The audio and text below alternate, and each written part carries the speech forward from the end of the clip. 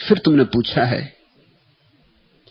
कि एक बात मुझे खटकी हुई है कि अगर हमारी गलती के बिना कोई हमें नुकसान पहुंचाने आए, ऐसा कभी हुआ नहीं, तुम अपवाद नहीं हो सकते। तुम्हारी गलती के बिना कोई तुम्हें नुकसान पहुंचाने आएगा ही क्यों? किसको पड़ी? गलती हो सकता है आज ना की हो, कल की हो, परसों की हो, इस जन्म में ना की हो, किसी और जन्म में की हो, मगर गलती की होगी। गलती के बिना किसको पड़ी? किसको तुम में इतना रस है कि तुम्हें परेशान करे हो, खुद परेशान हो? एक आदमी बुद्ध के ऊपर थूक गया, बुद्ध ने चादर से मुंह पोंछ लिया और उससे कहा, भाई कुछ और कहना? वो तो हक्का बक्का रह गया, क्योंकि वो तो सोचता था झगड़ा फसाद होगा, मारपीट होगी। वो तो तैयारी करके आया था, गुंडों को बाहर बिठा के आया था कि अगर मामला बिगड़ जाए तो बुला लूंगा। मगर बुद्ध ने कहा, भाई कुछ और कहना? उसने कहा, और तो कुछ नहीं कहना। तो बुद्ध ने कहा कि नमस्कार। बुद्ध के शिष्य आनंद ने कहा कि ये बात क्या है, आपने कुछ कहा नहीं। बुद्ध ने कहा कि मैं इसकी राह देखता था, इसका कभी अपमान किया है किसी जन्म में, राह देखता था। अगर इसका मिलन न हो पाए तो फिर मुझे आना पड़ेगा। आज ये आ गया अपने आप, हिसाब किताब पूरा हो गया। अब इससे आगे में कोई और व्यवसाय जारी नहीं रखना चाहता, इसलिए मैंने कहा, भाई कुछ और कहना है? नहीं तो नमस्कार। कुछ कहना हो कुछ तो कह दो, मुझे कुछ नहीं कहना, मुझे इसमें अब आगे लेन देन नहीं करना है।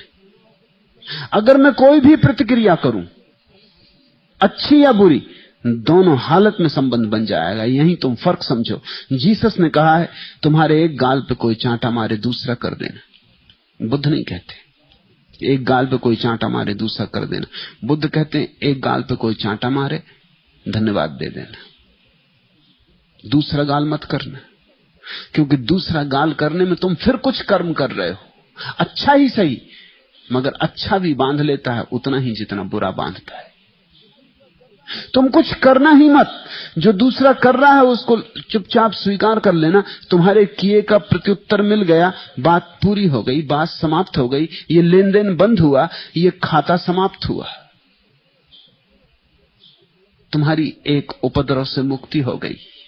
तुम कहते हो अगर हमारी गलती के बिना, ऐसा तो कभी होता नहीं। और अगर कोई तुम्हारी गलती के बिना, समझ लो तुम्हारा मन नहीं मानता, तुम यही सोचते हो हमारी गलती के बिना ही कोई हमें परेशान कर गया है, तो अपनी गलती के लिए वह भोगेगा, तुम चिंता में मत पड़ो।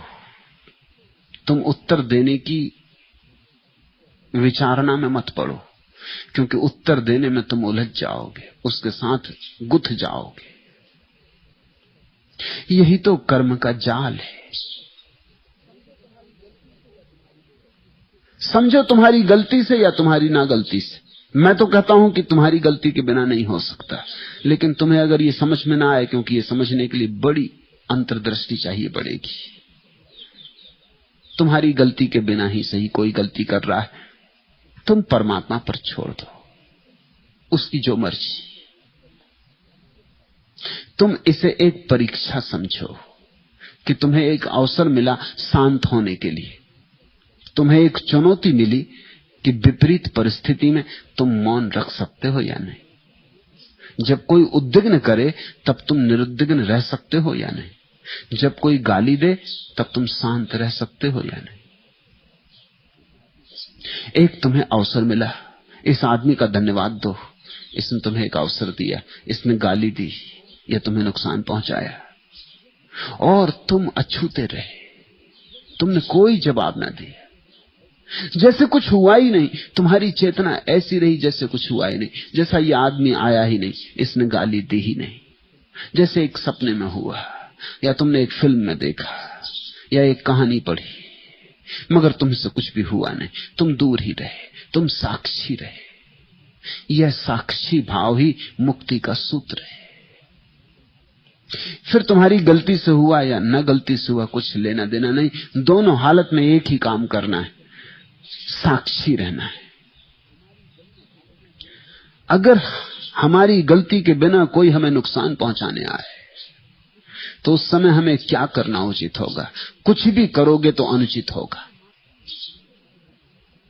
करना मात्र अनुचित होगा, साक्षी रहना ही उचित होगा। सिर्फ देखते रहना जैसे तुम दृष्टा हो,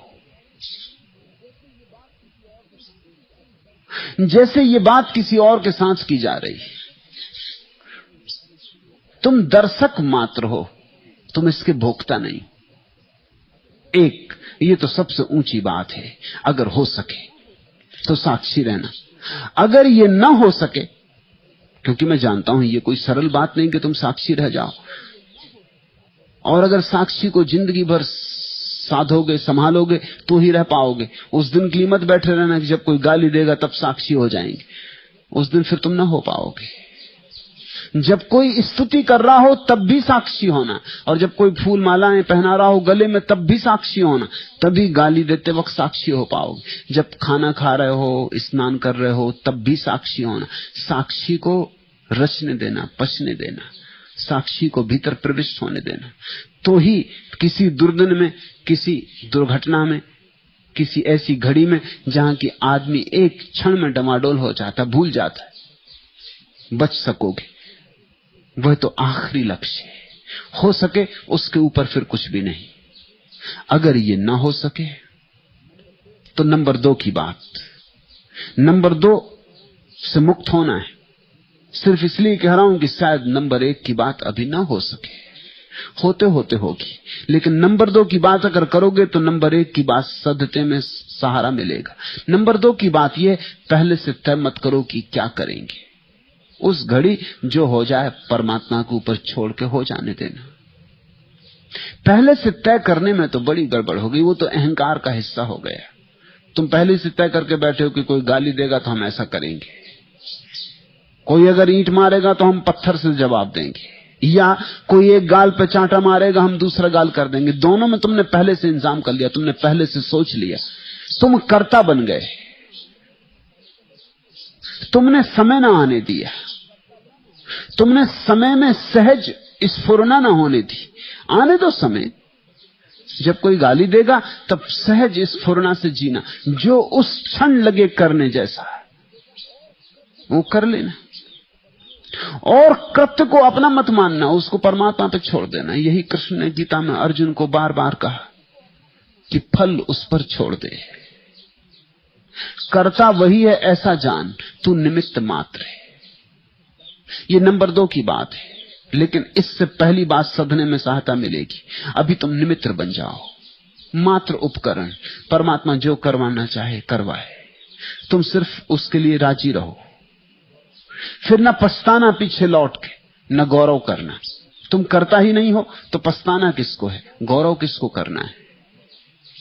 लौट के ही मत देखना, जो हो गया हो गया।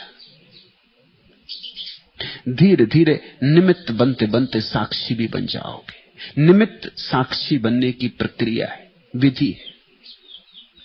और इसलिए मैं कहता हूं संसार से मत भागो, रहो संसार में, क्योंकि वही निमित्त बनने का उपाय है, निमित्त बनने की चुनौती है, और वही साक्षी बनने की संभावना है।